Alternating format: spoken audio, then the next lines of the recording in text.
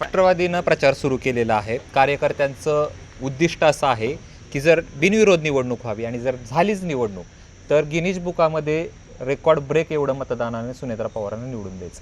हो, या देशामध्ये असं म्हणायचे की ब्रिटिशरांचं म्हणजे इंग्रजांचा सूर्य मावळत नव्हता या जगामध्ये. म्हणजे जिथं जाईल तिथं तिथं ब्रिटिश लोकांची सत्ता होती. अशा वेळेस गांधीसारख्या हे सगळं जे काही फ्रीडम फायटर्स आहेत त्यांनी ज्या पद्धतीने संघर्ष केला तो संघर्षाचा आम्हाला हे आदर्श आहे. आम्हाला तो वारसा आहे.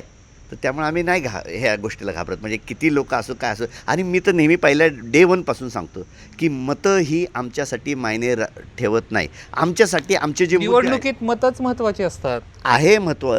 पण तुम्ही जे भावनिक ह्याच्यामध्ये बरेचसे महत्त्वाचे जे प्रश्न ते दाबून टाकू इच्छित आहेत त्याला आम्ही उजागर करणारच ना.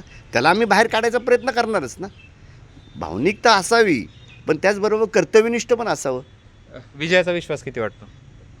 हार जीतचा विचार केला नाही. मुद्दे लोकांपर्यंत जाणं, मुद्दे लोकांपर्यंत पटवणं या महाराष्ट्रातलं ते एक सौंदर्याचं वातावरण होतं, पुरोगामित्व होतं ते टिकावं एवढंच एवढ्यासाठीच माझी लढाई चालू आहे.